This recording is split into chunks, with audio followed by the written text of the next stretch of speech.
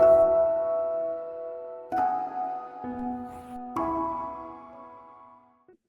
topic we're going to cover today is basically how to generate momentum and how the act of generating momentum solves almost all things. I know all is a very generic, large word, but hopefully you'll like it. Jennifer Lopez in here. Sorry, I'm assuming it's not the Jennifer Lopez, but Rhode Island's Jennifer Lopez. Welcome, Hasbro. Cool. Hello, non-celebrity level. It is a fantastic name. Yeah. Thank you. You have a signature, it's initials J-Lo. Yeah, I try. Yeah, everybody calls me J-Lo over here. That's awesome. That's Oh, Sav is here, right? Savannah, Sav goes by Sav. Good to see you. Welcome. how did you say? Sav, you came, how did you come through here, Sav? I can't remember what group you came with. Lenny's Mahjong night. Yes, Oh. Mahjong. We learned how to play That's right. Mahjong. Very cool. Yes. I've Very just cool. been on vacation or all day work things for a while, so I haven't been able to join. But Oh, well, Okay. it's good to see you. yeah, Good to see you. Welcome, welcome. Besides Mahjong nights, Mhm. Yeah. which is a gambling technically. yeah. No, I want to do it again. Yes. We've had many Terry, people good to who see you. commented in our supposed charity poker event, and it was more of a vicious poker sort of tournament. And I think many people liked it. I think they're pushing us to do it more than once a year, but I think our thought is once a year, but Really good. Yes. I'm sure I can be convinced to do it more often. But Speaking of addictions, gambling addiction, different addictions, maybe think, we're gonna do a quick recap from last week. Just one slide, just for a minute, if you were with us last week, or even if you weren't. Oh, yeah, so is there something else? I'm sure that Hey, Tim. people may join in and whatnot. And by the way, Jelly, welcome. the class itself, so please use chat aggressively, like getting people in the community to chat with. If you rename your Zoom for the class, you have a name, comma, company, comma, location. It's sometimes neat to see the community that's in here and who you're talking to, even if it's a surface level. Hey, they work here and they're in this location. And often we have people from around the world. Video's on, always lovable. If you are like half dressed and video off, totally understand too. I see more and more videos of people accidentally not wearing anything below the waist. And so sit still if you are like that, Tim. A lot of extra disclaimers. Yes, but we teach this class for those of you who are new every single week. It's been a little over 5 years. I guess it's 5.5 years. We've been building and teaching this class, which initially originated from a monthly leadership academy we were holding pre-COVID. And so instead of doing that monthly, and I don't think any two leadership academies have ever been the same. We're always iterating and learning. And so we thought literally we'll do this for a few weeks before COVID's over, and then we'll continue back to regular life. Lo and behold, this is class 253. So, and someone was asking us this week, where do you come up with your curriculum or how do you make your content? We literally generate the content in real time in a week. And so the course of all the lessons and interactions and people we meet and coach and help and we compile it, and we often make this class the night before, so we get the maximum knowledge coming from the week. So it's a very real-time nature. And it's something that we were not sure sometimes why we were doing it and how long we'll do it. And here we are in 253rd class. And one of the interesting parts, by the way, if you want, there's a video of this exact class that will be as of noon tomorrow. So it's all on YouTube and you can find it. Laura can probably put in where you can find it if you want. Past leadership in practice. We call it LIP, L-I-P. And so there's some fun acronyms around that. And then the interesting that occurred for us that we did not expect, obviously unplanned, was the rise of AI. And didn't realize what AI will do is allow you to take any video you have, it can transcribe it, and then basically, in essence, generate your own version of a customized AI. So our team has built an AI tool in the last year, where it is trained and fed off every leadership in practice class. And every leadership in practice class is the sum total of all the accumulated knowledge of people we have helped and people we've met. It's been some pretty impressive people over the years. So all our knowledge coming into 253 different classes now. And then instead of writing a book, it's like basically AI. It's called AiCoach at nextjump.com. If you email anything you have as a challenge, it is completely free, it's private, it's secure, and it will email you back in less than a minute. Advice. And the number one thing, I think even in ChatGPT, they did a study of 700 million users, and what it's used for above all else, almost half of ChatGPT usage is asking for advice on how to make better decisions. So, and I think the biggest sort of criticism that's come back is it's like too soft, and meaning it doesn't tell you the truth. It just coddles. Every idea is a great idea, and good job, and try. You're just amazing for trying even to think about something. And a lot of us need better than that. There are a lot of very tough choices in front of us in all our lives, everywhere, whether work, home, or anything. And often we're trying to make decisions between two bad choices. It's not like one's an easiest, obvious choice of good and the other one's bad. And it's very difficult to navigate. And we could use advice. And so AiCoach was built for that. We want to make all this knowledge as democratized, as far-reaching as possible. So this is our attempts as a technology engineering company to take all that accumulated knowledge, and people keep saying, write a book. And we say, this is better than a book because you can put exactly what you need and it will pinpoint exactly the part of the class that will be relevant and give you pretty direct advice. So please use it. And it's totally free, and it's And the book is updating every week, right? Yeah. This is the book. You're in the yes, book. it's a live book. You're Yeah. in chapter 253. I like the chapters. You're in chapter 253. And so just as the video comes live as of noon tomorrow, the AiCoach updates as of noon tomorrow with this new content. So this is kind of live stuff. So with that, let me jump into the class we are going to run today. Okay, so the topic of the class is generate momentum. The image itself I just found online. And I feel generating momentum is a very interesting topic because a lot of times we generate what we think is momentum in our heads.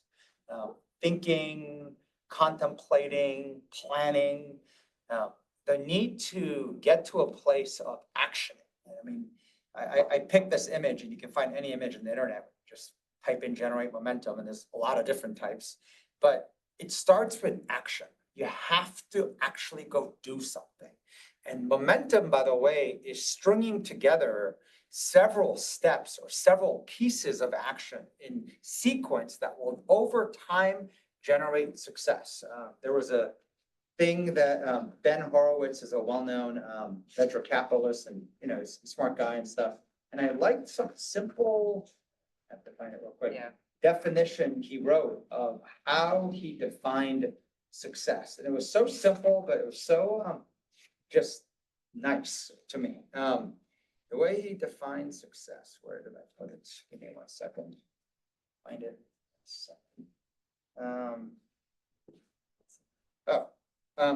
Success is basically just a series of smart decisions. Success simply is a series of smart decisions. And when you make a series of smart decisions, you can generate momentum. And there is nothing more powerful than any critic, and usually the biggest critic is our self-critic.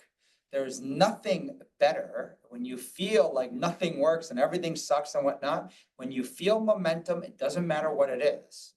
Momentum is the most intoxicating, energizing, soul-feeding element that will make you then be trying harder, bolder, the whole 9 yards. So success is a series of smart decisions, but failure is also a series of bad decisions.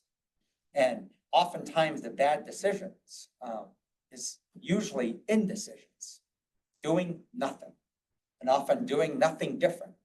And that notion of staying stuck is one of the hardest things, I think, mentally to break out of.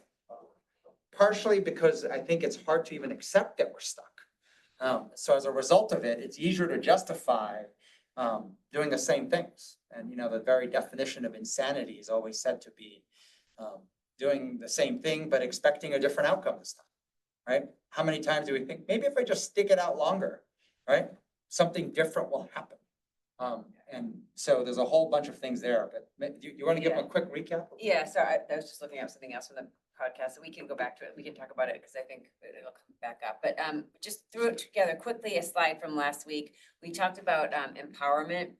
So if you weren't with us, the whole class was just talking about what is the right versus the wrong ways to build empowerment, which is all connected to what we're going to talk about today with momentum to feel empowered. But we talked about the difference for optimists versus pessimists, and thought about just bringing this back up because a conversation Charlie and I had today at breakfast was talking about, especially for pessimists. So on the left-hand side, it's for optimists. On the right-hand side was more pessimists. And I am definitely one of the ones on the right. And so the notion of not actually spending time making future predictions. And typically for pessimists, our predictions into the future are typically negative, right? Just more on the majority of our predictions will not be hopeful and optimistic and positive. They'll be more negative.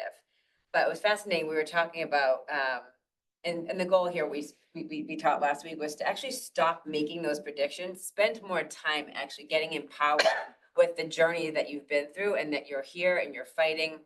And so that was the kind of the what we taught last week, which is to spend more time in kind of what we call like a hero's journey. Like you're here, you're standing, and to keep reflecting on those situations that you made it through, and almost like on a daily basis, you have to keep doing that. But to stop making future predictions.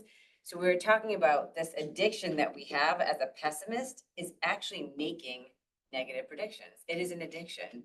There's another video Charlie sent me this morning about rats. It was actually kind of what brought this rats. Now I can't remember all of it, but basically. I'll play the video. Oh, you played. Oh, you're gonna play it. Okay, good. So we'll get to that. So maybe this is just gonna tee that up. And then for optimists, what we had talked about, just a quick recap, was to actually stop going into the past, which is, you know, the opposite of what I just said, but stop reflecting on your past heroics. It's just a bad habit to continue to go through, and it's keeping your ego propped up. It's defensive. It's saying, no, I did this. I was able to do this. Look at me. And so to actually stop being addicted to just reflecting on the past. The past is the past. Spend more time actually being more realistic of what's happening in the now and then going into the future. This is kind of a realistic downside. So if you weren't here in the class, you can watch the class, but I just wanted to bring it back up because it's connected to this notion of having like an addiction to doing the wrong thing. And so we're going to talk more about that. So just really quick, I'm gonna give you a bird's eye view of sort of the slides in here so you can get maybe some grounding of kind of what is to come if we can get through all this. First, I wanted to kind of get to the punchline of how to generate momentum and what happens, but then give you some market context. That we have a lot of interesting conversations usually in the course of a week. Two of the more interesting conversations back forth this week one was with the author and a guy by the name of Mark Brackett. Mark Brackett is the head of the Yale Center of Emotional something. Intelligence. So there's a 70-person team that he runs in Yale University. And he's probably the top expert in the market on the topic of understanding emotions and at many different ranges, but he's built a program that's used by almost all public schools. It's called a ruler system. He built this app with the founder of Pinterest called How We Feel. It's a free app. You try it. And there's a whole thing with like kind of a mood quadrant and whatnot. Really cool guy. So it was going back and forth with him. He has a new book that just launched September 16th. So only a few weeks ago, already became a national bestseller. We're going to do a book launch for him on November 6th in our first Thursday. And so probably have 200-300 people, good food and all this stuff. But he's someone that I met years ago, and he's a really, really good, fun guy. And then another amazing meeting we had was with the business partner to Dan Ariely. Dan Ariely first got well known for the book Predictably Rational, which he then did a really well-known TED Talk for. And then his last book was called Misbelief. I think he's probably the top expert in the world on this topic of uncertainty. and understanding what uncertainty does to human beings. Just really interesting work and stuff. So kind of we'll give you some of the market context that comes from that, including what's happening in this crazy world of AI and whatnot. And then moving into generating momentum, moving into kind of this video of addiction and what we are and get easily addicted to is the fact of just seeing something negative and then feeding it and predicting sort of like what bad could happen. And we were talking about this at breakfast that human beings are wired physically and mentally more for survival than anything. And one of the ways that we survive is being ready for bad things happening. And so that notion of how we're wired physically and mentally for survival is something that is vastly different, obviously, when we were like truly in danger all the time, right? I mean, you could be attacked by a saber-toothed tiger, you could get a disease and never recover because there's no medicine. I mean, you could just starve because there's no refrigeration and everything. Like, there's so many things that I think is innate in us organically, yet most of our narrations now are not real danger. The world has evolved, right? The danger is less physical, right? But- Than attack. But our mind But can't more- tell the difference. And so the desire to protect ourselves and be prepared for danger makes us really wrapped, really automatic, routine to spin up stories and narratives and visuals and predictions of harm and bad to come. And when you overdo anything, it can become, instead of a skill or even a benefit, but a detriment. And so there's a lot of components, of course, with uncertainty that comes the massive ability to predict danger, and so how that feeds and everything. So we'll talk about sort of the thesis we have. If I had to pick three things I think the world needs more of, is understanding this topic of uncertainty, understanding what it does in our emotions, of not only how to tame it, but then to actually thrive in uncertainty. And then the third skill is the skill of learning. Learning is a skill. And so those three things coming together, next steps of what we're doing. And then I put some elite stuff, which might be a little too advanced, but we'll throw it out if I can get to it. So, all right, let me just dive into that. Okay, so with that, the ability to generate momentum. I think of it really as two things working in tandem and in sequence. It starts with action, and the action has to be fast and has to be bold. And the reason is this, most of us tend to do something that is meek and really slowly. And momentum itself is literally a series of smart decisions. If you make one smart decision, and you think the world is built with one idea, one aha, it is just rarely the case. The notion that the one next shot you make will generate something so successful that you can sit back and just get dividends and paid off it is so rare. It is almost the equivalent odds of winning the Powerball or like some giant slot machine jackpot. It just doesn't happen. And so realistically, the skill that we have to master is the skill of actually making a series of smart decisions rapidly, but bold is a key word there, because when you do something meekly, what you'll find is you'll learn nothing. You will get no reaction. You will learn nothing, usually of anything. And the world is so full of mediocre crap, mediocre content, ideas, mediocre moves, that none of us will even react to it. You won't even remember it. You won't even remember your own meek ideas by the following day, even the next week. And so speed and bold is a trainable skill when done right. It is going to draw in criticism. It will draw in reaction. And when you get reaction, the ability to then build a muscle of humility, where you're looking for the signal amongst the criticism so that you can go and do an adjusted action with speed and boldness. Very, very difficult to do. I think much easier in sort of like theory or concept. And then what I put on the right here is this word iteration. Iteration is literally the word of the day, the century, the decade, whatever you want to call it, when it comes to attacking uncertainty. The best way to attack uncertainty is to fire a shot, read what it said, and then fire again. And the act of being able to do that repeatedly and with speed will require two things that happen, though. When you fire a shot with speed and boldness, you first need emotional awareness, because what you have to recognize is that you might not be able to, understand what your emotions are making you do. And usually what it will make you do is one of two things.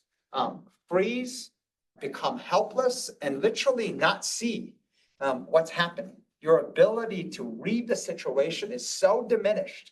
It's almost like when you watch the old TV or even the current TVs, when you turn it off and the power goes off and everything goes down to one line and then zoom, one dot, like your mind literally shuts off. And you can still believe you're watching the full screen. And so the danger of the shutdown that occurs at the mental level and not realizing that, or the flip side is getting reckless. I was watching this movie and it was talking about, it was an interesting movie around poker and card counters, but the individual in the movie used to be a military torture specialist. And he was explaining in this movie the similarity in when you torture someone to try to extract information, how similar it is when you, what he called going on tilt, to when you play poker or when you play cards or gamble, where when you get on tilt, you are frustrated at the highest level because you're putting in energy, you're putting in effort, but you're not getting return. So in this case, this individual is torturing someone to get something and it's not working. And they're now to a point where they're almost passed out. They're not, sort of thinking straight, but you're so frustrated that you're putting in effort and not getting return. Instead of taking a step back, you force power, as in you try to power your way through it. And the act of applying force and power is tilt, is reckless. People do that in gambling and playing cards. People do this in careers. We do it in parenting, right? You ever talk, or maybe to a parent, you ever talk to your parents and you can't get through, so what do? Instead of taking a break, volumes goes higher, right? Stronger four-letter words, and you think that through pure force, you can get results. And that act of putting in force, even though the signals are there's no return, that's called tilt. So when you don't have emotional awareness, we tend to usually fall into one of those two areas. Literally frozen, helplessness, kind of not thinking straight, or tilt. And so to be aware, and what I liked about this movie, this individual saying all human beings have breaking points where you will go helpless or you will go on tilt. If you can't recognize and you can't respect and honor that that is a natural human thing and we all have a breaking point, if you don't recognize it and you don't respect it, we tend to walk around doing it. And when you do that, it's when you're most lethal, when you're doing it in an unoblivious state. So is there unoblivious or oblivious state? So how to get aware, which eventually stops your being oblivious. Once you get aware, then comes the act of trying to change it, trying to control it, trying to build the skills so that we don't do either of those. So you recognize it sooner, you stop yourself from driving in life when you feel either, obviously tilt, but more likely helplessness, and you get to a place where you can reset and come back into before you take action. So I think of awareness versus the emotional control, all tied to emotions. And why this is important is, I think we shared in one of the earlier leadership and practice classes. This is kind of in the research. For the human mind, there are three things that stresses the human mind and the body more than anything, right? So the smallest of the three things is just moving your body. Why, when you wake up in the morning, you're like, oh, I can't get out of bed. Like, that's stressful. Like, moving your body is stressful. So that's, by the way, the smallest of the three stresses. The second, and still this is small in comparison to the third one, is learning. Learning something new is stressful. And the older you are, it's even more stressful because then it might challenge your own identity or everything I know, right? Do I have to throw it all out? Or whatever the reason, it might trigger your immune response and whatnot. Learning something new, especially when you feel like I'm pretty good and I did pretty well to date, is stressful. And it stresses the body and the mind. But in the research, the single most stressful thing, and by such a large margin that the first two don't even compare nor matter, is persistent uncertainty. Persistent uncertainty stresses the body and mind more than anything by such a large margin. And when you think of what's happened to the world post-COVID and where we are now, that's the new norm. The new norm is not only persistent uncertainty, but persistent uncertainty increasing at an exponential rate. And why uncertainty is so stressful is your mind is now able to calculate possibilities. And possibilities could be winning and success, but the other possibility that we're more wired just biologically over time is things that can go wrong. So when you can think, right, of all the possibilities that's uncertain and things that can go wrong, your mind, untrained, unaware, uncontrolled, can have a field day and you don't even know it. You never know how it happens, where it happens, how it happens automatically. The first thing I do when I wake up throughout the day, every interaction is actually feeding into that. So, and I'm mentioning this because I know it's supposed to be a class in generating momentum. You have to first understand how momentum is broken, how it doesn't happen. So just, I cut and paste the emotional awareness and control. It's going to matter in the action. It's going to matter in the post-action feedback, the post-action humility to figure out what went wrong, what could have been done better so that you can reaction. And so if you can't do those two, action to humility and then go back again, and you don't have emotional awareness or control, you just have no shot. And if you happen to just want to bet on getting lucky in one shot, it's just not going to be enough. Life doesn't work that way. And if you're holding on for maybe the day you win Powerball, I'm like, I just would not, I would say, just please don't do that. It's just not going to happen, right? And if you happen to be like, oh, no, actually, Charlie was wrong. I won the Powerball. I'm like, fantastic. I bet you'll lose it all. It's what happens to most people who win. It's a very Like negative prediction, my friend. But no, but it's not my prediction. No, it's in the stats. That People lose it who all. earn things the wrong way. People who earn things through luck, which usually is not associated with the word earn, right? Maybe are gifted something through pure luck. They lose it all because they never built the skills. So it's like just as fast as they want it. It shows up in almost all history of people who won lotteries, people who sold startups and who just happened to get, even like celebrities who made money of movie, music, one-hit wonders. Every dollar they make, you can almost see an exact opposite side of the hill where every dollar gets spent to go back to zero because it was never earned. And so I'm sure you can come up with one exception or two, but this is just not the way to practice living. So market context, making sense of the world. I'll give you a couple of things really quick. I like this little insight, which is combining a couple different ideas. What if your next big breakthrough is not your sales deck or sales process, is not your next product that you develop, or it's not your next big idea, but is in your people strategy. And people strategy starts with yourself, then goes to the team, and then goes to maybe even other collaborators and partnerships and people in your life. Team, when you get the right team, it is just way more powerful than when you don't. And when you have the wrong team, and team always starts with yourself, because a lot of times people like to go into, if I had a better boss, if I had a better teammate, right? Like, God, how much more I would succeed. And for the people who are in the arena doing work, succeeding, they will look at you and say, thank God that person's not on my team. Because the person who you want on your team are the ones at a self level. I mean, they are so good. They can generate so much momentum and success, regardless of any difficulty in front of them.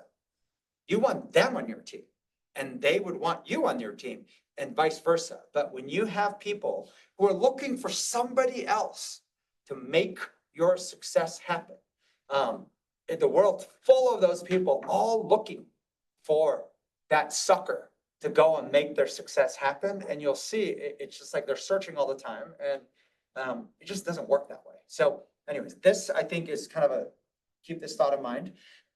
I combine the thought to say, what if you break through all that stuff, but then you go to the right, what you want to build in a team, and maybe even in yourself. I think of a machine because we are more routine-based and more machine-like than you realize, because 95% of what we do comes out of our automatics. So how do you upgrade and train your automatics, not only as an individual, but then as a team?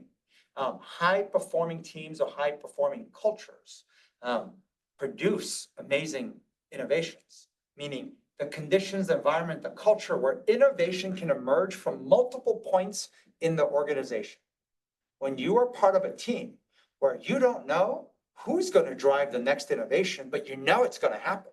You know that notion of when you come in and meet with a team, they're like, hey, I got some cool stuff I've been trying.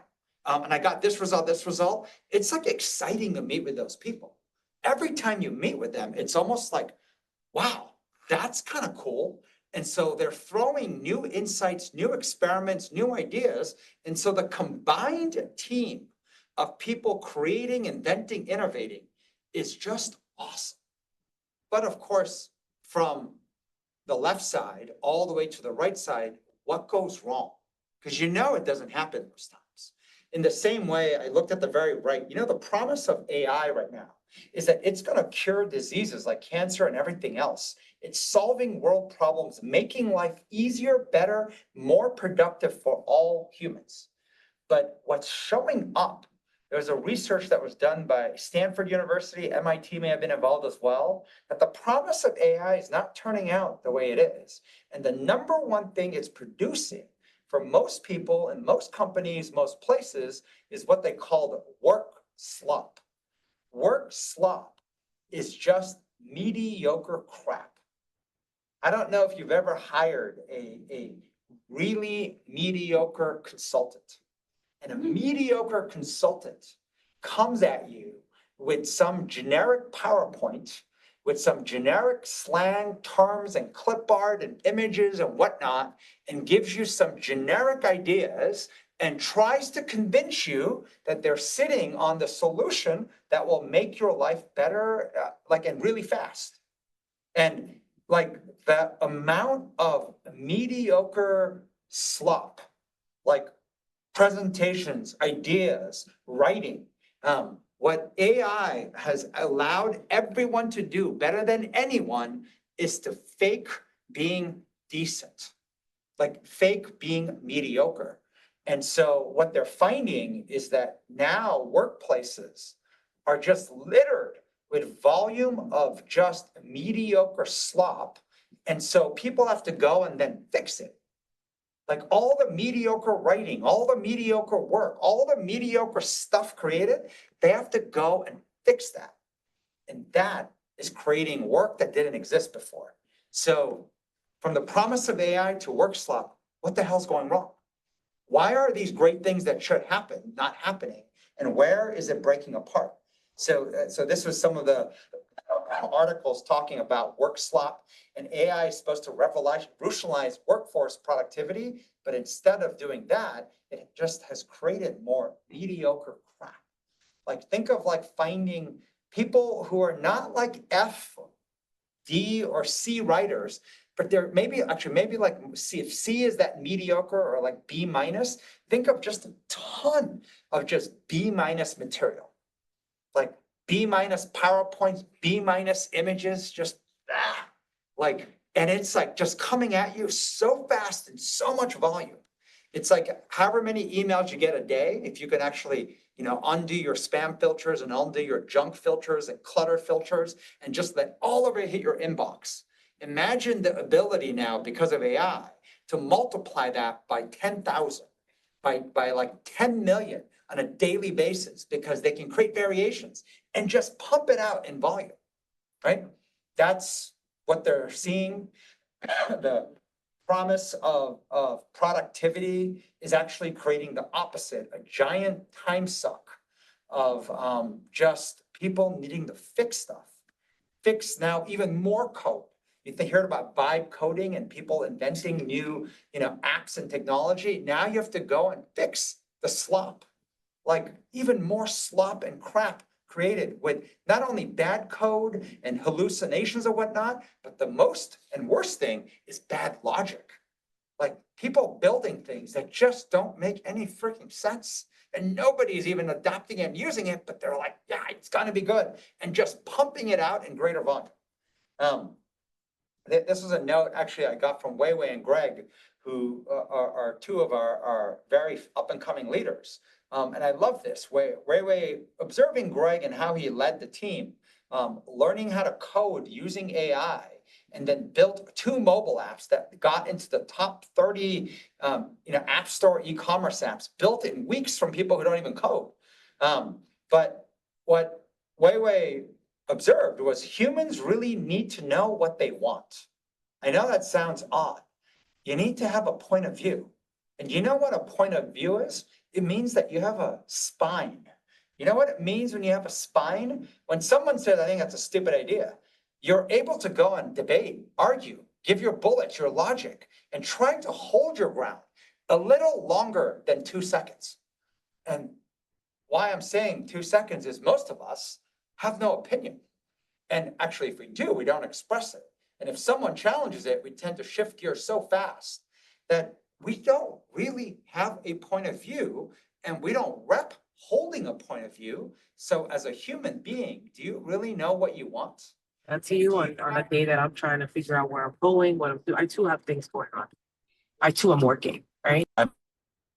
Common mistake is to assume that simply using AI equals innovation. I would say using AI is going to accelerate your ability to generate crap. Using AI is literally like, if you like taking notes, it's going to accelerate your ability to create 1,000 pages of crappy notes. If you are an artist and you're just having days where you produce crap, it's going to let you produce 10,000 versions of crap in like minutes. So AI does not equal innovation. And Weiwei observed, Greg guided us each week on what decisions to make. And the notion of understanding how to prioritize trade-offs and reading a situation is something AI does not do well. You have to wonder, you can ask AI a 2-worded question and it'll give you like a giant paragraph. And you have to wonder, how's it coming up with all that?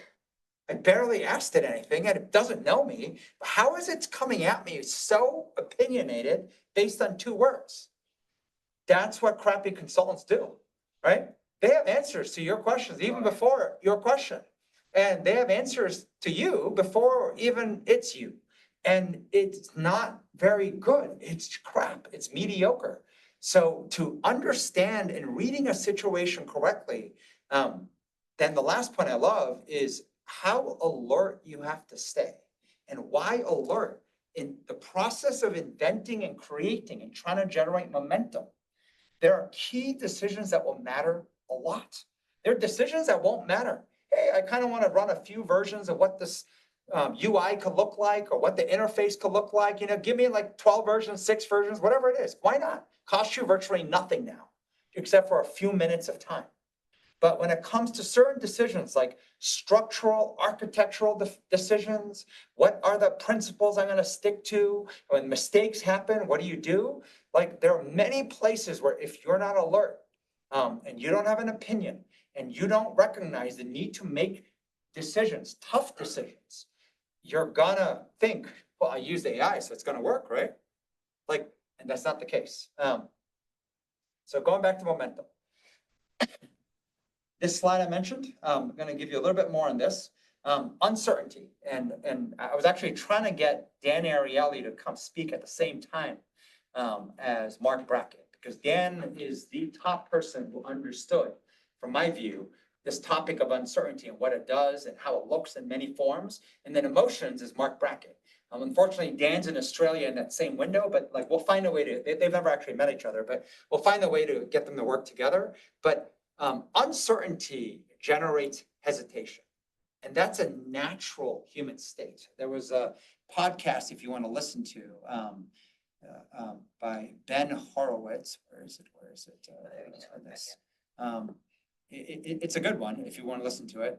Why hesitation is the CEO's worst enemy. And oftentimes what we're faced with is just two bad choices. And so you still have to pick, but most of us would rather not pick and not realize that, wait, in the process, I made a choice to stay exactly as is, keep investing exactly what I'm doing. And so you either grow more helpless or at some point you go on tilt. And what tilt does can be quite dangerous. But so come back to this. When hesitation shows up because of an uncertain situation, there are two things that happen where our emotions bifurcate. First and foremost, we tend to first feel what's on the left. You might feel fear, and you probably should feel some fear because uncertainty is that, right? Something could go wrong. Of course it's possible. Shame, blame, like, other people that are making this happen, frustration, which is the tilt, freezing, performance pressure, and definitely negative predictions. And what do all those emotions do? No to low iterations, the notion of being able to action and generate momentum. I would say when you're feeling the left side, you are definitively not going to make a series of smart decisions. Not one, but a series of smart decisions with speed and boldness so that you can generate momentum. So left side. The right side, though. How do you generate in the same uncertainty, in when you feel the same hesitation and all those emotions in the left naturally come to light? How do you tame that and move into a place of finding courage, maybe even curiosity? And since this slide was made by AI, playfulness, which is like I drew it by hand and said, Trent, give me a cleaner version. And there you go. Playfulness, which is really playfulness. And there's words I wanted to put in it, took out. So I was like, what the hell kind of AI does this? But that's what interns would do, right? I always think of AI as 1,000 interns. If I give you 1,000 interns to work for you, it's not always good. And I'd be like, but they'll work for free, right? Or you can get a professionalized version for $20 a month. Interns, 1,000 of them. Most people, they'll say, oh, that'd be fantastic, until you start to put them to work and you'll say, you know what? I'd rather do it myself. Because 1,000 interns will say, you know what? I think the word playfulness is better than playfulness. And then I had another word at the bottom, gated process, just decided to take it out, but that's kind of AI doing itself.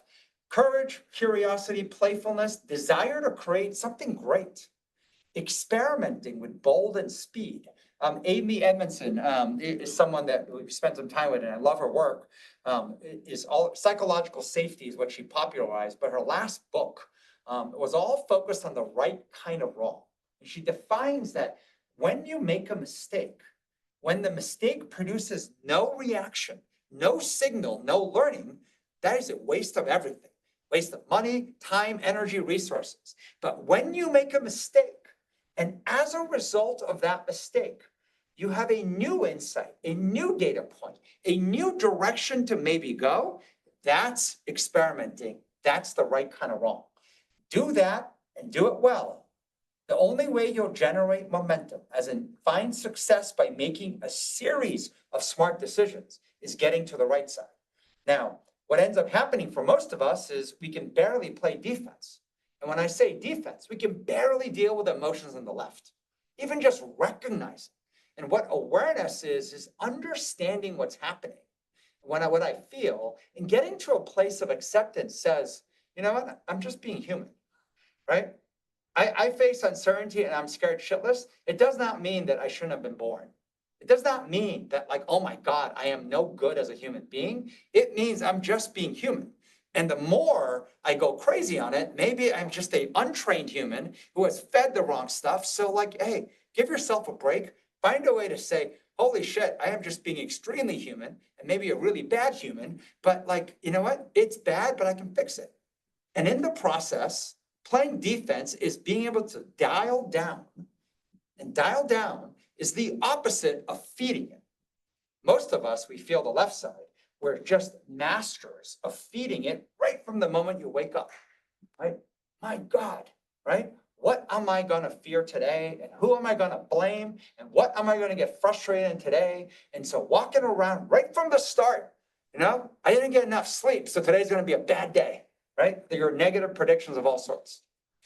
How do I tame that down? Over time, have it again, to get to a place of learning how to play offense. And offense, by the way, I put the word practice. You hear doctors talking about, you know, it's a practice. A doctor's office and a doctor's job, they call it a practice. A practice because they're always training.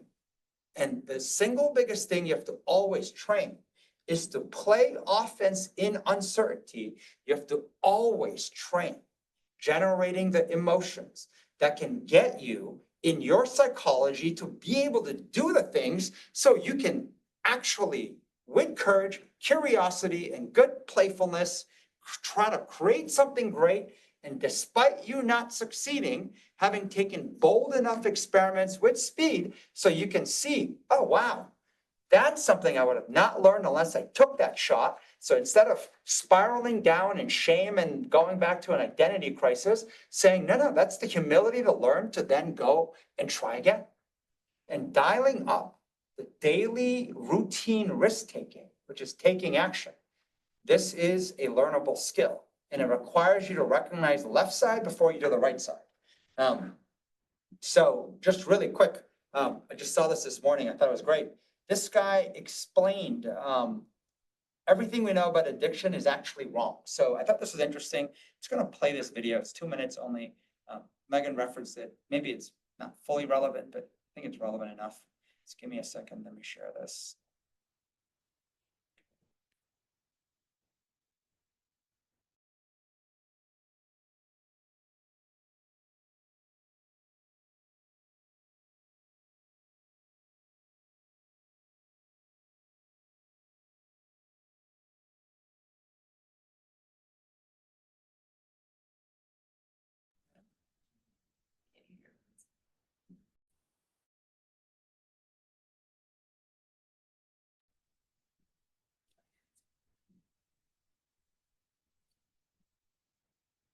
Almost everything we think we know about addiction is wrong. You get a rat and you put it in a cage and you give it 2 water bottles. One is just water and the other is water laced with either heroin or almost always prefer the drugged water and almost always kill itself quite quickly. And the other is water laced with either heroin or cocaine. If you do that, the rat will almost always prefer the drugged water and almost always kill itself quite quickly. In the 70s, Professor Alexander comes along and he looks at this experiment and he noticed something. He said, we're putting the rat in an empty cage. It's got nothing to do except use these drugs. Let's try something a bit different. So Professor Alexander built a cage that he called Rat Park. They've got loads of cheese, they've got loads of coloured balls, they've got loads of tunnels. Crucially, they've got loads of friends. But here's the fascinating thing. In Rat Park, they don't like the drugged water. You go from almost 100% overdose when they're isolated to 0% overdose when they have happy and connected lives. What if addiction isn't about your chemical hooks? What if addiction is about your cage? What if addiction is an adaptation to your environment? Maybe we shouldn't even call it addiction. Maybe we should call it bonding. Human beings have a natural and innate need to bond. And when we're happy and healthy, we'll bond and connect with each other. But if you can't do that because you're traumatized or isolated or beaten down by life, you will bond with something that will give you some sense of relief. Now, that might be gambling, that might be pornography, that might be cocaine, that might be cannabis.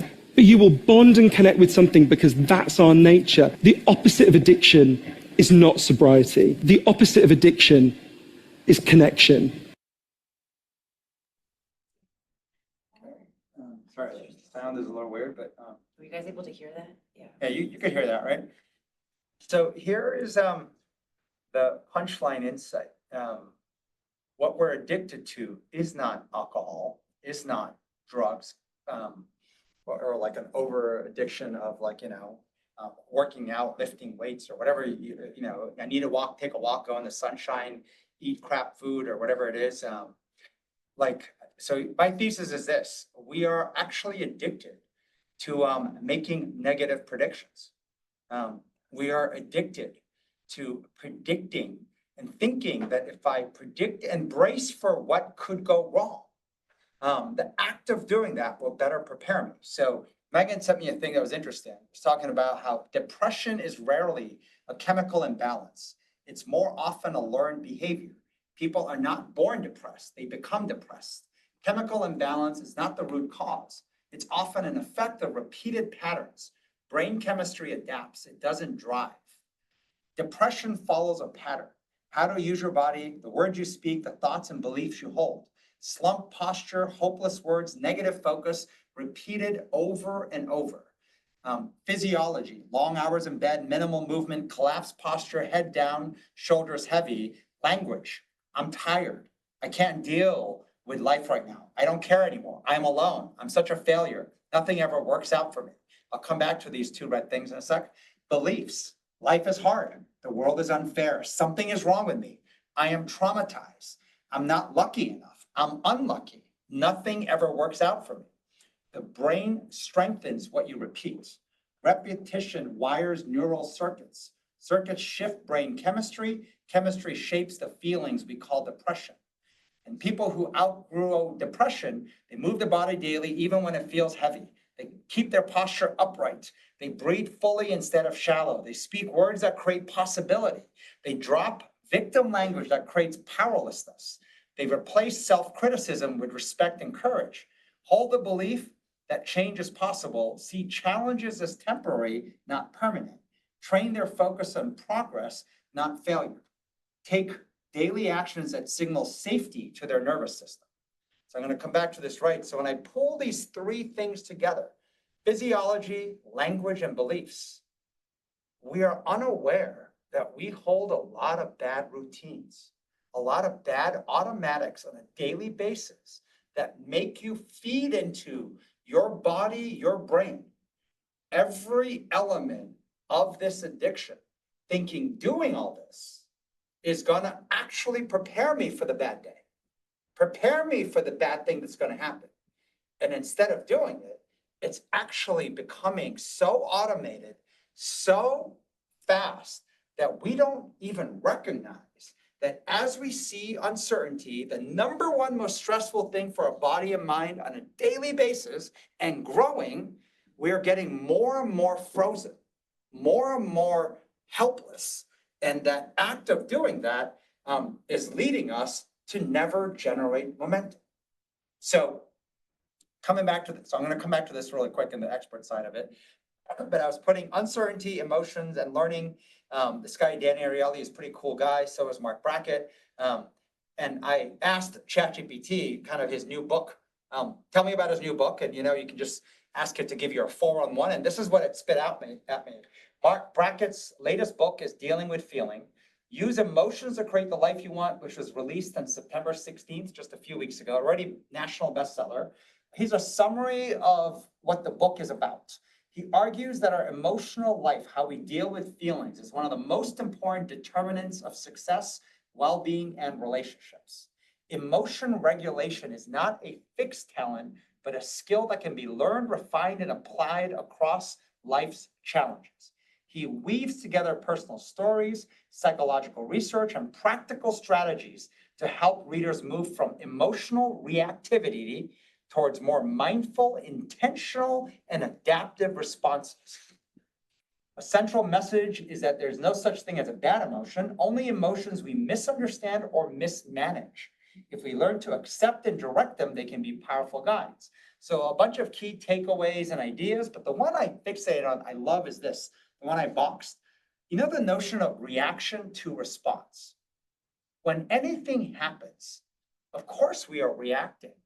But what we then choose to actually say, act, even signal through our nonverbal communications is a skill that we can learn to harness. So what he writes here in the book, a recurring notion is the gap between stimulus and response.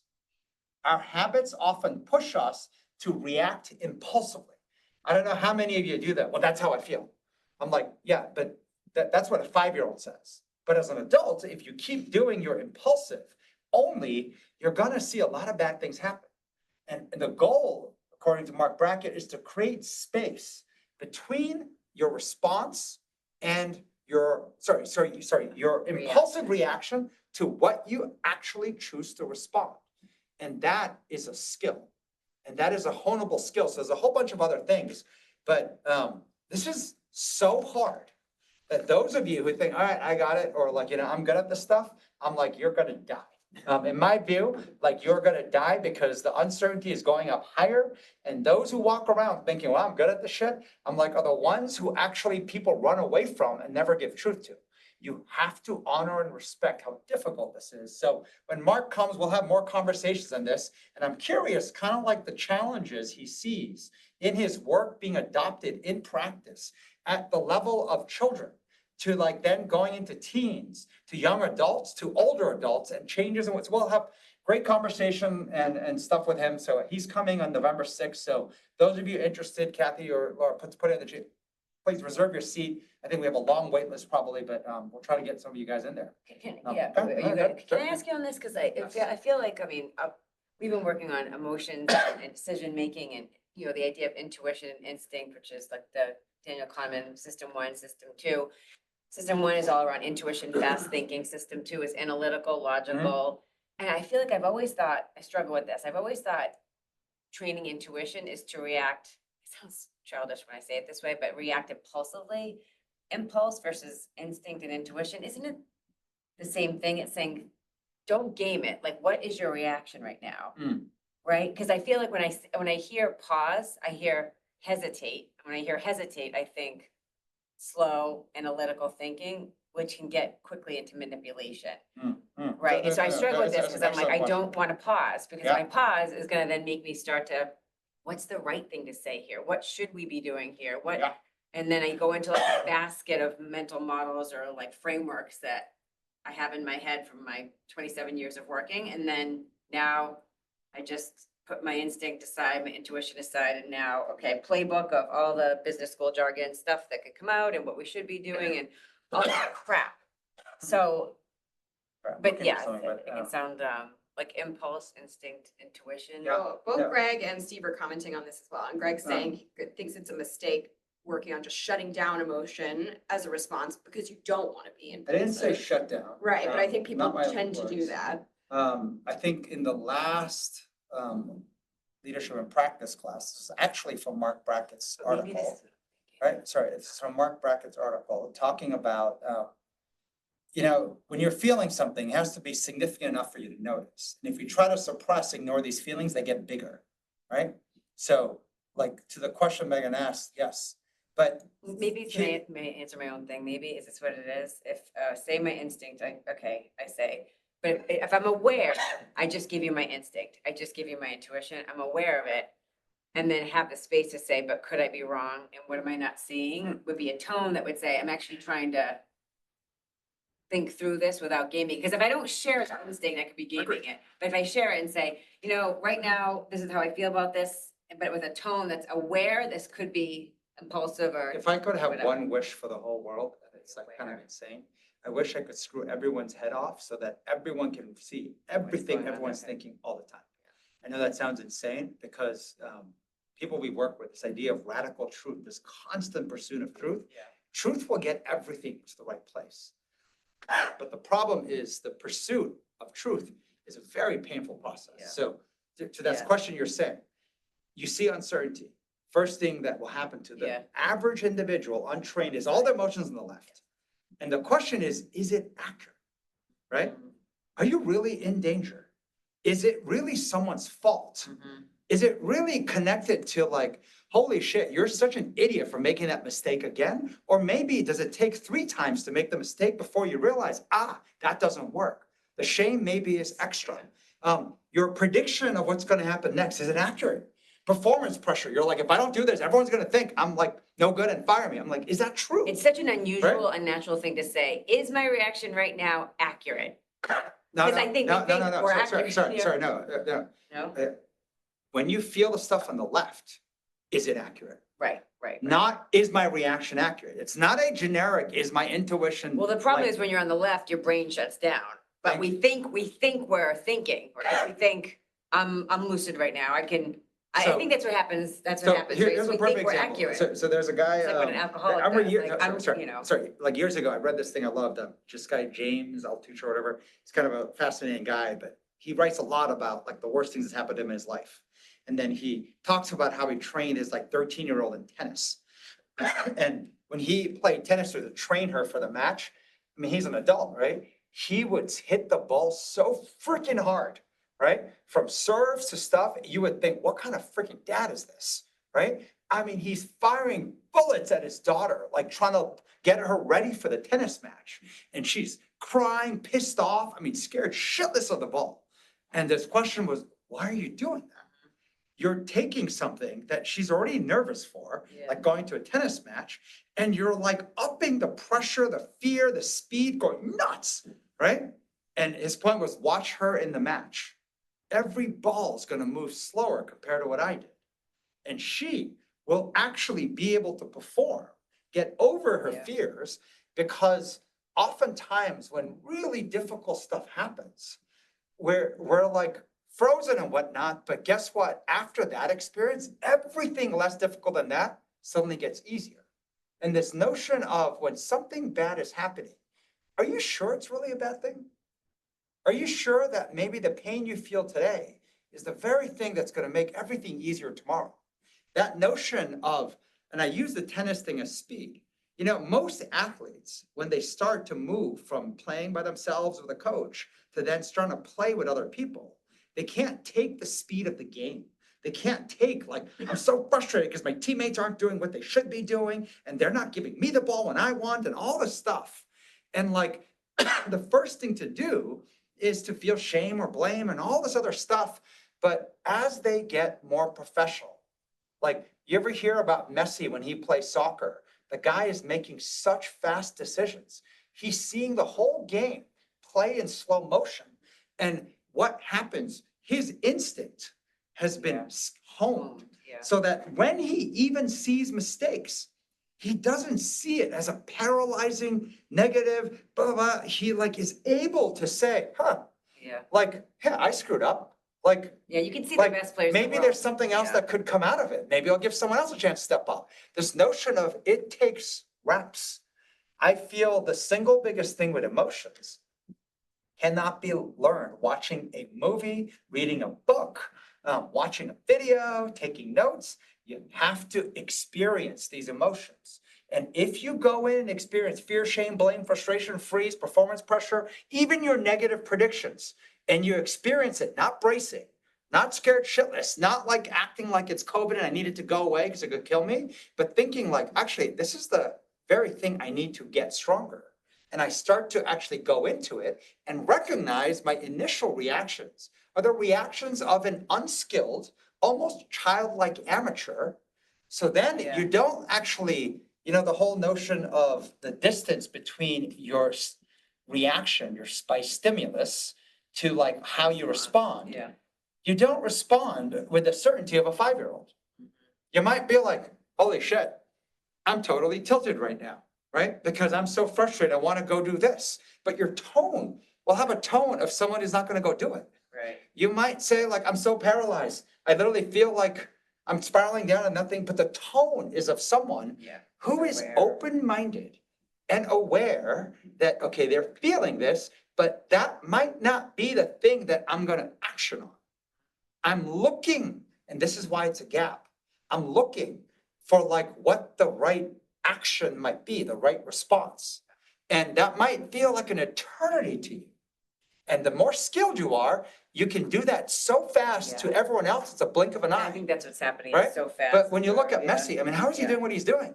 He literally is able to read the entire field and feels like he's got eyes behind his head as he moves and makes decisions with speed. Like, that's because he's trained to do that. It's what happens in any pro in any field. But the amateurs look at it like, well, it's not, he was born that way, right? He was probably born with soccer balls in his head and everything he saw, like, that's why he can do that. And like, or it's because he's Latin, that's why, or I don't know, come up with whatever reason you want to actually say, I can't and they can't, right? That notion of, I can't, maybe you don't care, right? I'm a failure. Nothing ever works for me. Life is hard. World's unfair. I mean, whatever you want to rep, right? All of that stuff. How do I see that I am generating my own issue by doing all this? And so when you do that, you can still be true to how you feel. Right, but it But comes out, it's amazing when you Minded. actually, your response, as in your action, is done with conviction. And guess what happens? The minute you do it, and now you feel kind of like an idiot. You kind of wish I said it with a 50% energy as Yeah. opposed to my 150. then it And gets now what do? defensive. Now we dig our heels in, right? You want to know why I fucking did that, right? You want to know why? It's because of you, right? You want to know why? I have lessons that made me survive. And it's like, No example he's and- coming and- up with and right there- now. there's a despite little me bit of sitting next to him. like, how the F did this conversation go so wrong? And it happened so fast, right? So ways we're attacking this, we're running a leadership academy November 5 and 6. It was going to be a little bit different. So, but if you're interested, send us a note. Our email is megachar@nextshop.com. We're going to ask for other applications, but we're pulling together a 2-day and we're going to train this. So the training is going to be training down these specific things of how to navigate an uncertainty and generate success, as in make a series of right decisions, moving really fast and learning to hone that emotion, that intuition. And there's a 2-step process. One is first learning to move fast and get truth. And this is something that teams and cultures need before you move towards creating innovation. Great ideas, boldness. Once again, truth is always in there. And remember, the opposite of speed is going slow. Hesitation, logical reasoning. Well, someone else told me so, right? And the opposite of truth is coddling. Believing ego is more important than mission success. Believing that how you feel and your reputational brand management is more important than trying to win on this mission, whatever that mission is. Believing that the person can't handle the truth. And you can do that by signaling lack of belief in you or them, or the lack of strength. So this was the whole academy invite. There's a lot of stuff in there, but you don't need to read all this. But I wanted to touch on, I don't know what the time is. Oh, maybe really quick. So I have some advanced thoughts that might be helpful. It might be too much. And then we'll do questions. I was just going back and forth with Greg on a topic, and I just tweeted this morning, that frustration is a signal you're focusing too much on extrinsic/others versus what you can do. You know, the notion of focusing on you first before factoring in others, but frustration usually comes from, well, you know what? It's not fair. I'm not able to succeed because of, you name whatever the hell you want. And the desire, the visualization to create something great and also fast. And so I wrote, anything great takes iterations, and iterations requires the strongest feedback seeking skills. Feedback seeking skills is the individual who's really easy to give feedback to. And feedback seeking skills is making reaction easy for others. And the opposite of that, of course, is when we make it very hard to react. And so I wrote, there are 3 different ways here. I wrote several ways that we make it very hard for others to give us feedback or others to give us truth.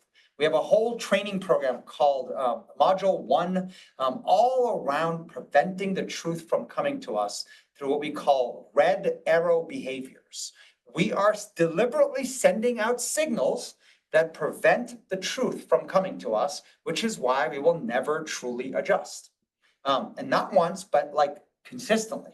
So one is we're communicating and presenting work slump or mediocre stuff.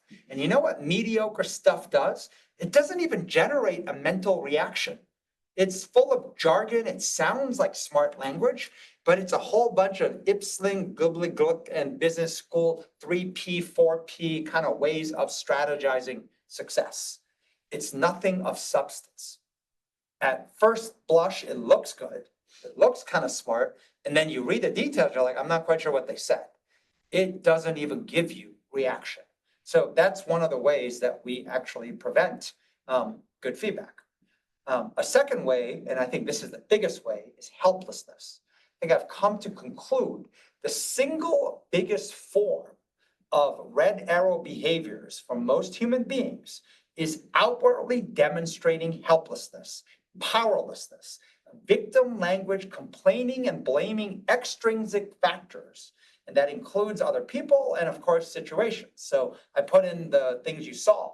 All this language, every time you utter these words, so tired today, can't deal with life right now. I'm not sure I care anymore. I'm such a failure. Nothing ever works out for me. I'm the unluckiest person in the world. Nothing ever works. I'm not good enough. I'm so traumatized, right? Life is hard. Do you think you make it easy for people to give you the truth? You're making it so hard for people to do anything except to say, I'm so sorry, right? Or maybe go for a walk, or maybe have a glass of wine, or like, and I hope it turns out better. It's low calorie nonsense that you're drawing in. But if you want to get better, you have to find a way to recognize your outward demonstration of helplessness generates feedback that is not truthful, it's not accurate. I want someone who believes that I can do better. And I want that truth, because if I wanted mission success, that matters more than how I feel, my emotion, my ego. The other one, of course, is hostility. One of the biggest ways people don't get feedback is outwardly demonstrating thin skin, which I know doesn't sound like hostility, but it is hostility. Ego, a greater desire to preserve your reputation over mission success. So we could probably run classes on this, but kind of taking this step further, this is a diagram from LIP 66. We built a tool during COVID that I think is actually one of the best pieces of work we've done. It's a evaluation tool that can give you a numerical score on your decision-making skills, on your judgment, and then can break down the nuances of how to train your deficiencies. And so level one, it's a 5-point evaluation system, but the diamond in the middle, level one, starts with on the right side, we said no lying, hiding, faking, as in you want near real-time transparency, radical truth, relentless pursuit of truth. And the opposite would be, well, like, is it gonna make me, is it, like, we had a meeting this week, someone was like, do you want brutal, harsh truth? Oh, yeah. Or do you want Like something, kind political, kind like, political what's sort the of- word? Yeah, yeah. Do you want Do it you- nice? Would you like me to be nice and diplomatic, or do you want the truth? and so if We the had it mission, twice this no, week, and kind of. we ran this first Thursday for all these founders. Yeah. And the point was, if that's what you want, recognize you will never succeed, right? I need brutal truth because I care about the mission success. But now, do I want to go to Thanksgiving dinner and have everyone vet their truth? Not really, right? I'd rather be all nice so that we can like see each other next year and be cordial. But like, if you care about mission success, if being diplomatic and being nice so your brand and feelings are preserved, the trade-off of preserving your ego is trading off mission success. That truth, number 5, and not once, but all the time, consistency matters a lot. On the left side is all around routine. You got to build routine. And then the top portion, so I broke this up like this. When you think about number 5, the single biggest red arrow behavior is that helplessness. This is a slide at the bottom from last week.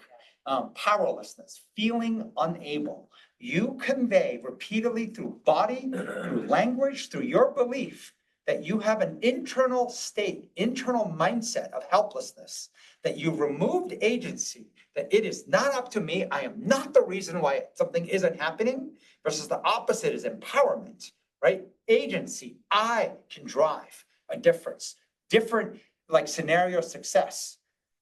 That, by the way, helplessness is the single biggest, I believe, signal of not getting truth, not getting feedback. And then on the upper portion, this was a quote I put before earlier leadership and practice class from a performance guy, Steve Magnus. He like coached a lot of like cross-country runners and whatnot, and has now written books and whatnot. But I thought this is cool. It's not what happened to you that matters most. It's how you explain it to yourself. There was that podcast with Ben Horowitz. One of his favorite books is by this guy who was 19 years incarcerated in prison. 7 years of it was in solitary.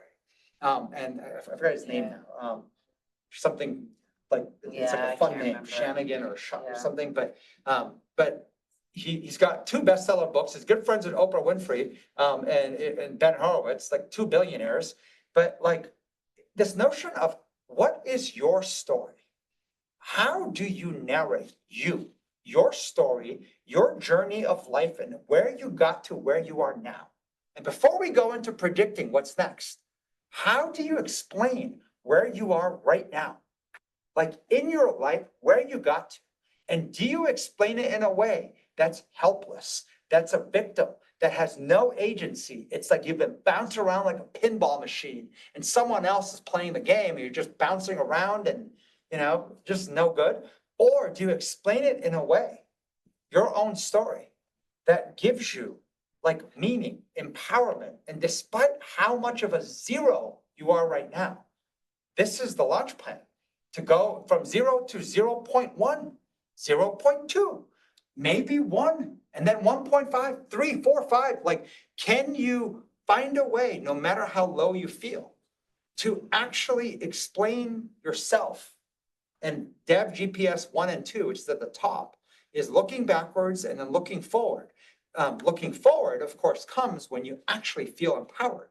But if looking forward is nothing but a routine exercise of making negative predictions on a daily basis, it's like, don't be surprised what comes out. Because if you do this right, at the very bottom, Dev GPS 4 was this notion of how do I learn the skills to bold, speed plus bold, not slow roll and meek, meaning have ideas that I will action with speed and with boldness so that even if I make a mistake, I learn something. And then I'm trying again. And it's like you can get to a place where you have so much energy to go do shit. And you're like, I don't have enough time in the day, right? Every minute, every day, it's like, God, I want to try this and this and this. And then you have to go through the process, right, of actually trying to prioritize and say no to so many of your brilliant ideas you want to try so you can focus. Versus, there's a lot of people who are like, well, focus is so hard. Focus is so hard when you have no fucking ideas. When you have nothing but a series of mediocre crap and you're like, what should I do first? I'm like, how about nothing? How about coming up with the idea of rebooting yourself, recognizing your self-harm that you are routinely narrating every day into helplessness, and then thinking somehow that you're going to create something brilliant, which you will not be able to do. There was a whole class I was going to do on this topic, which was all around, I called it good stubborn. There was a class I was going to create. The initial class that I was going to do here was good stubborn versus bad stubborn, and the difference between the two. And I always think about children who are so stubborn in completing the monkey bars that their hands are bleeding and cut, and they're like convinced they can do it. They will not give up no matter what. That to me is good stubborn.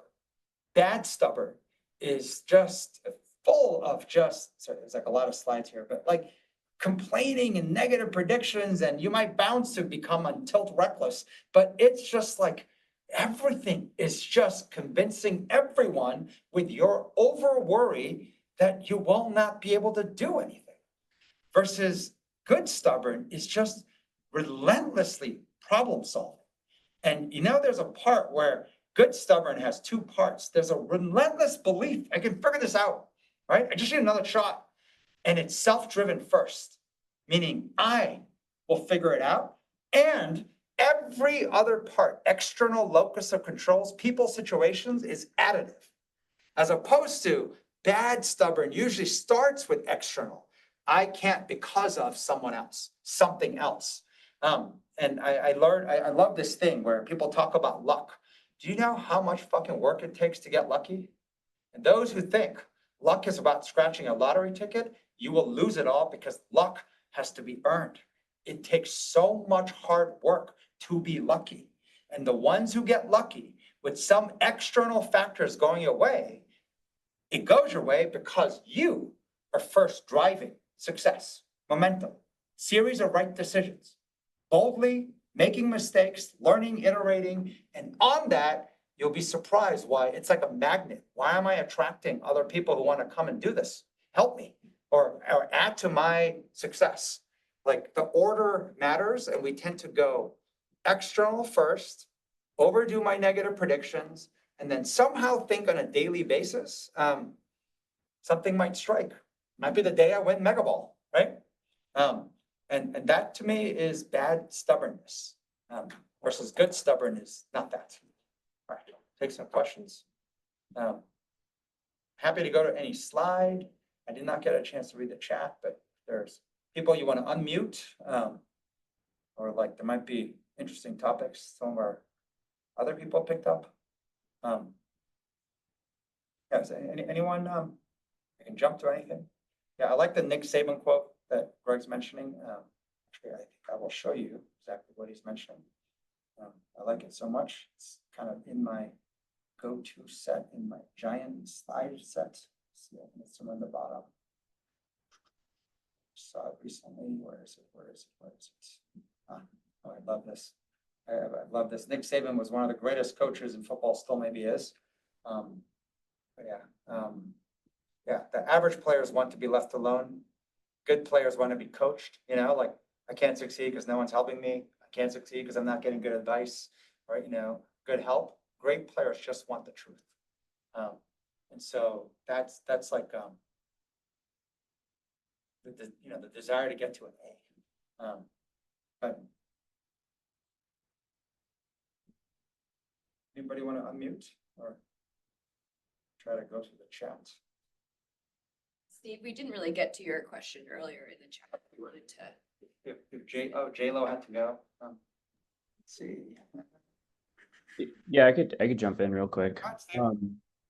No, I was just saying, I feel like I do this. That's probably why I asked the question. I got better at just saying I do this is recognizing the emotion, not being happy with what your like tilty response will be, and then just stuffing it down. I think Greg, we kind of said the same thing. And then there's a gap that's too large almost. So you wait, but then you don't do anything and just move on, and it stays buried in a way, which I think comes back in other ways.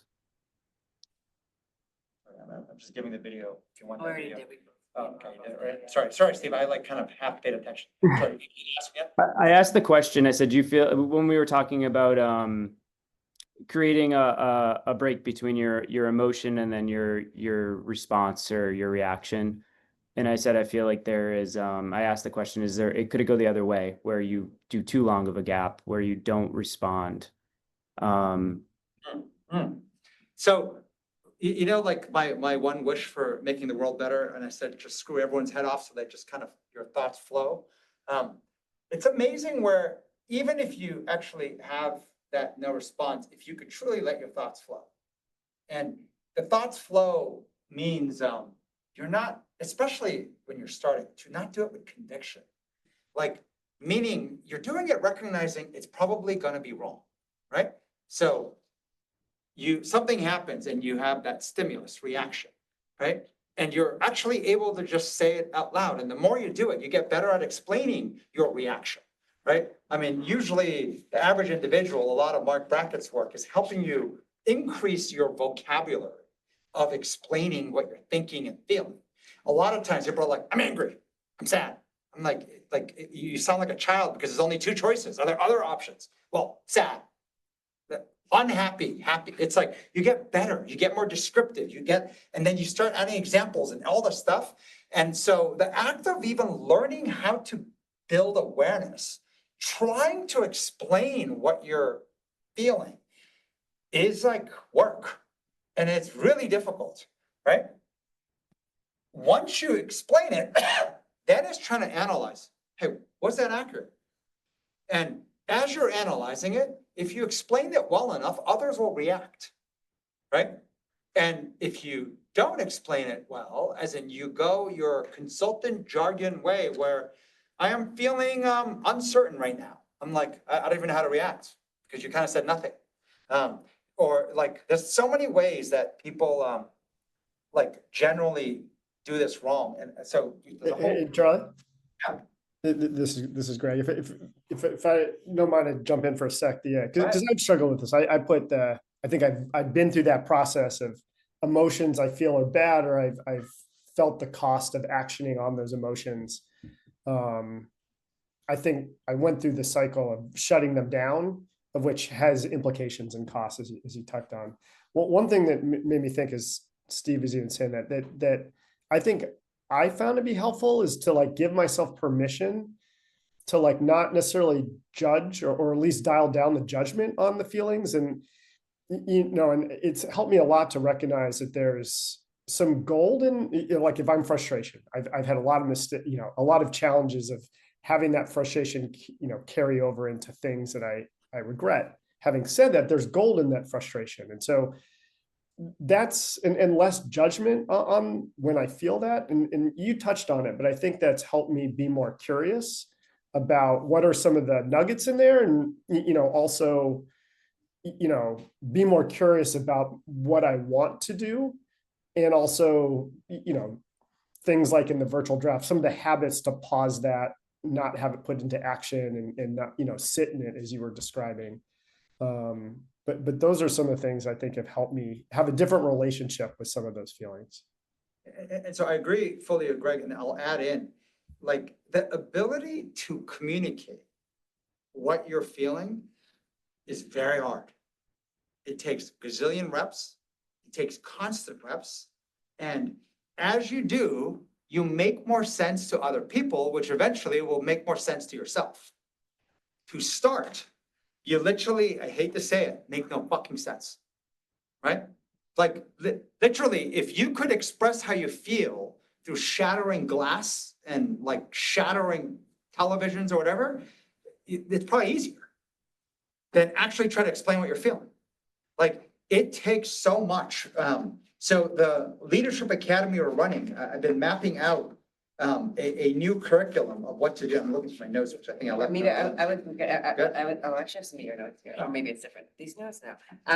One of the things we were talking about, because that's why out of this whole class, that's the thing, when Charlie talked about the mark bracket and stimulus and response, right? Which is why I brought up, like, I don't want to, my intuition, I want to still share it, because I think the worst thing we can do is hesitate.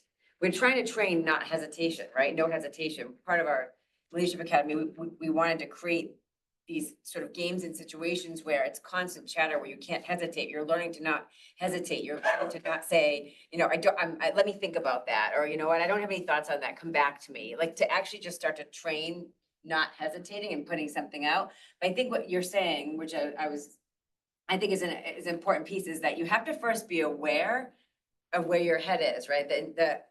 So Steve's question and it's if you're aware first of the headspace that you're in, the emotion that you're feeling, if you're on that left side of frustration, fear, shame, any of the negative things, it's to be aware that whatever I'm going to say, be cautious with my tone, because if I come out too strong, impulsively, like I'm a 5-year-old, even if I say it like a 5-year-old, isn't it recognizing? Except can I explain? Okay. Like, I feel all the focus you're doing is on part 2. Okay. Which is now how you're going to sound in whatever your like response is. Yeah. Right? To actually understand what the hell happened. My emotional radar blipped, whether it was good or bad, right? And to understand, given my life experiences, that my supercomputer made a decision, right? Yeah. Good or bad. Yeah. And to try to even explain it out loud is so freaking hard.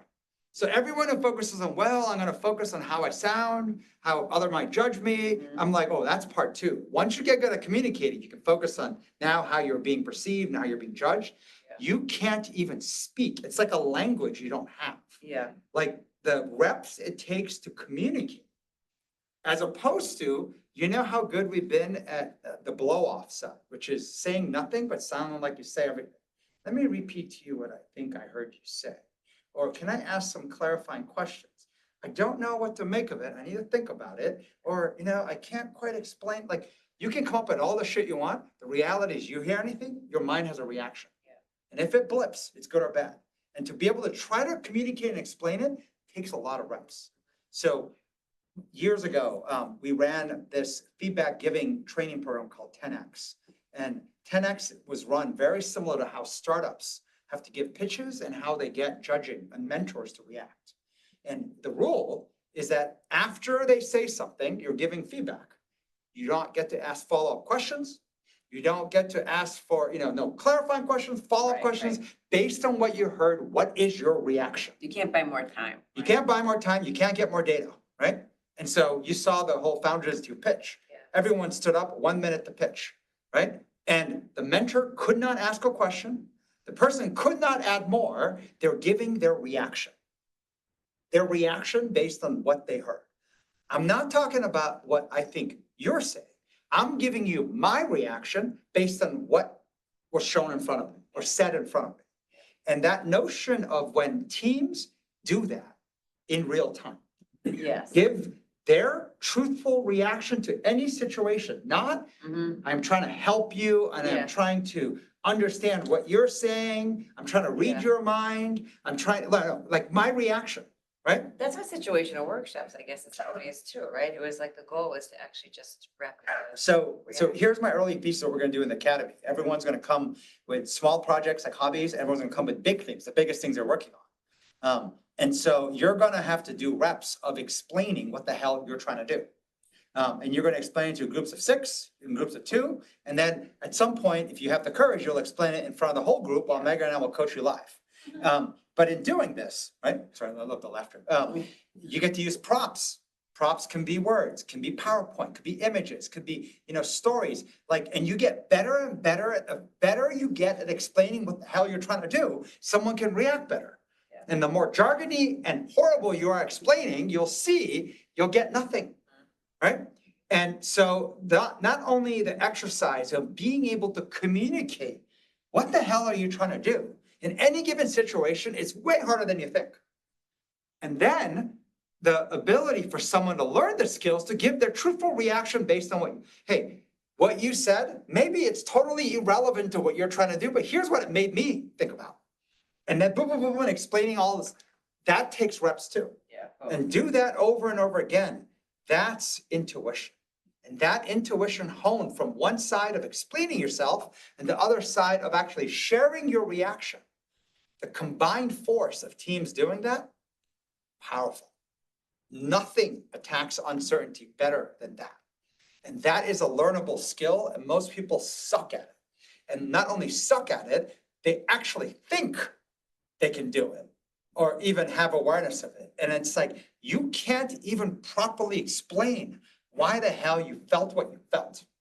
And you don't even fully understand how much garbage is underneath your feeling that actually is probably full of inaccurate logic and inaccurate data points.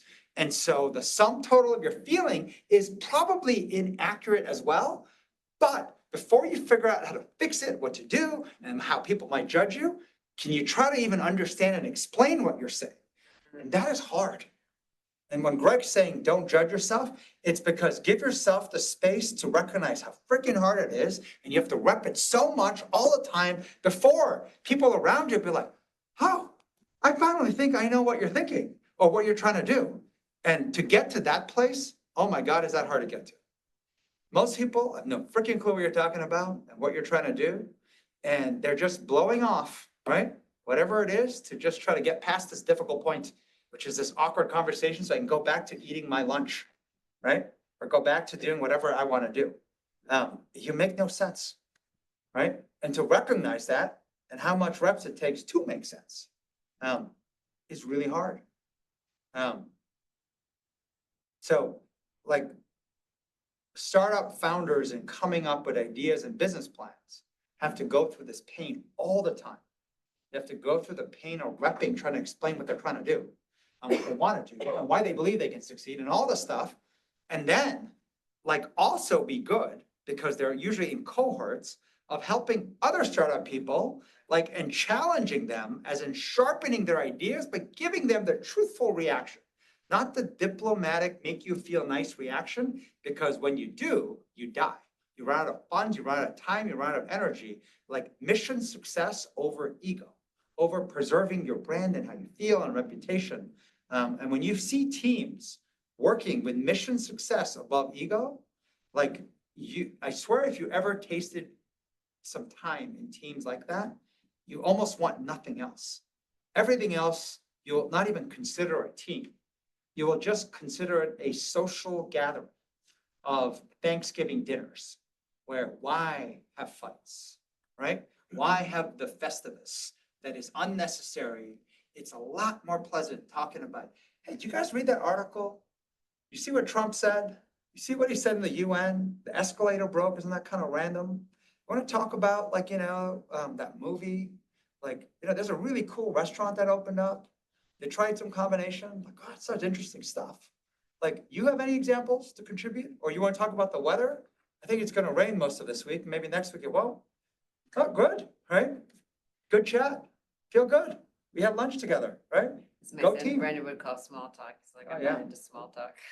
And I'm not saying there's a room That's for why you don't small have any talk, friends, like. right? Yeah. But like, when I have important shit to do, right? Hey, small talk can come in between, Right. oscillating It's between an difficult oscillation, discussions. right. But if small talk is what you start with and small talk is what you end with, and small talk is what the majority is, I'm like, fuck that shit. I don't have time for this.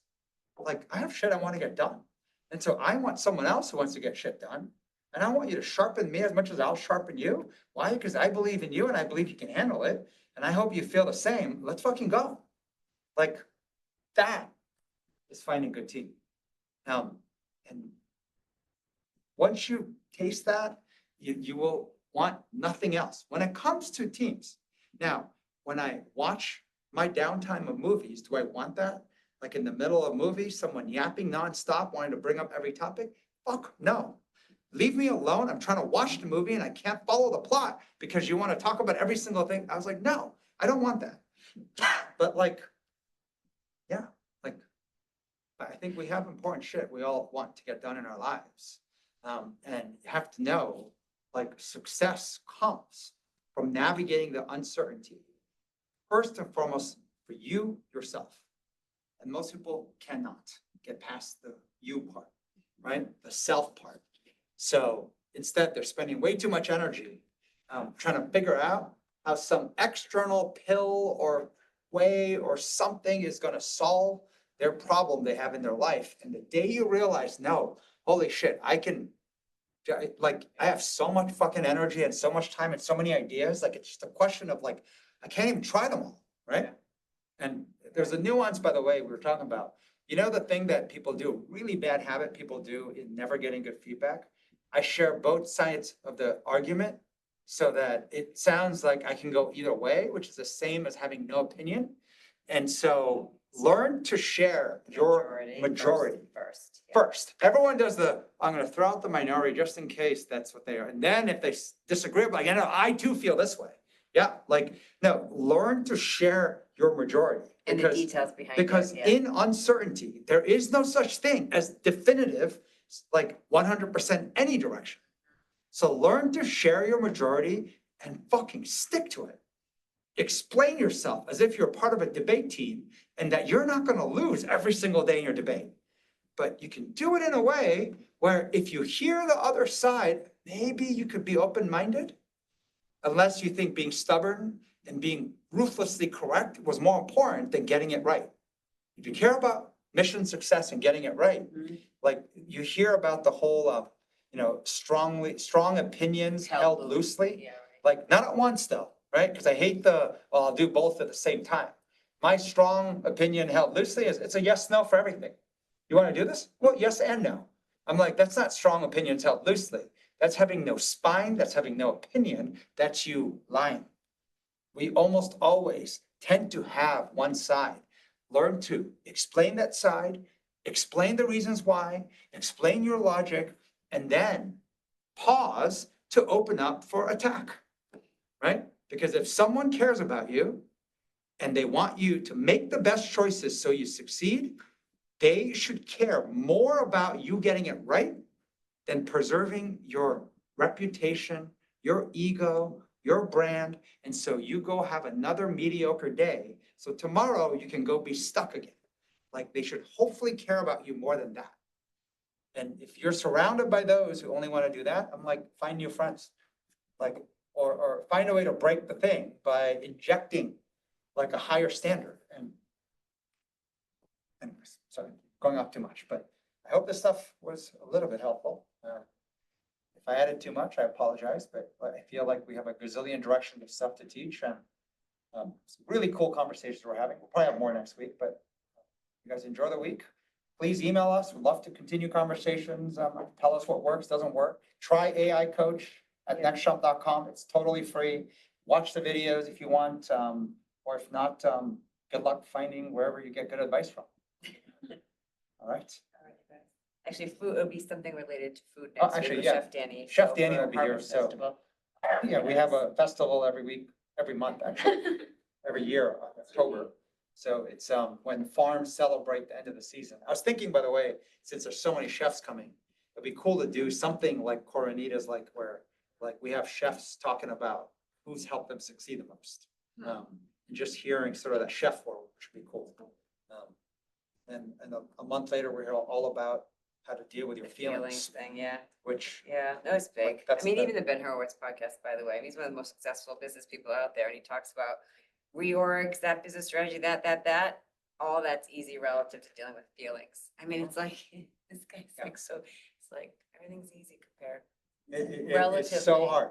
relatively. It's so hard Just would to never, continually it's such a, go yeah. into the so practice of counterintuitive, managing yes. your psychology so that you can tame your reactive stimulus of shutdown or tilt to then actually replace it with the desire to play, to create, to invent, and actually build something that didn't exist before you showed up that day.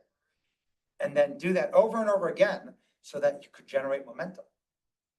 Like, that's cool. It is true. The whole title, Charlie, of momentum can solve anything. I mean, sure, it solves, you say it solves almost all things. So almost anything or almost all things. I can't tell you how It's many true. critics I've had in my life for everything imaginable. About when you generate momentum and then you show Yeah, how you're big doing it, not things. once, but repeatedly, they all shut the fuck up. Yeah. Because nothing is stronger than momentum. And even though they're like, won't work, they're like, huh, you're making it work. Right. How is that possible? Because Yeah. momentum is not only powerful for anybody else watching, it's powerful for yourself. You know, convincing yourself that something is possible. Yeah. Convincing yourself that it's worthwhile coming up with the next idea, the next step to feed into it. Like, that's what it's about. And when you're in it and doing it, someone else looks and be like, wow, how the hell did you do that? And be like, what, like, do what? What are you talking about? You have so many ideas, like, they don't even matter. Yeah. And then they're like, I want to help. I'm like, oh, please join. That's when the extrinsic Remember we used to always factors say what chime comes in. first, action or motivation? And the whole point was you don't have to feel like it to do something. I think maybe it's like with momentum, and not to boil it down, but like it does start with action. That's what you started by saying. It starts with action.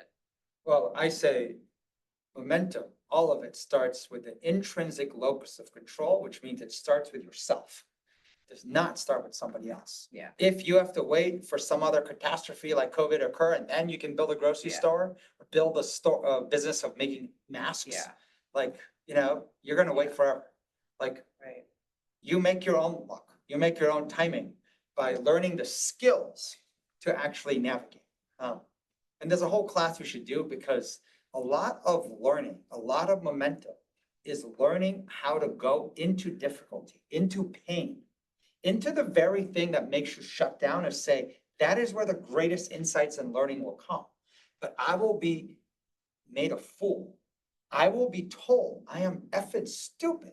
And then I'd be like, why am I stupid? What did I do exactly that made you say that? And as you learn those things, you'll be like, oh, I didn't realize that. Thank you. You go try again. And you will see that no one will even remember that you looked stupid. Like, because when you're winning, do you care? Not really. And when someone says, well, how'd you win? But like, whew, the stuff I had to do and find and experiment and try and whatnot, that's the only way I figured this out. The number of dumb, stupid, insulting things I had to step on, landmines, to get here, that's why I am where I am. And the person is like, I don't know, I just stepped on this plate and it fucking worked. I'm like, oh, you have no skills and you're gonna lose it all.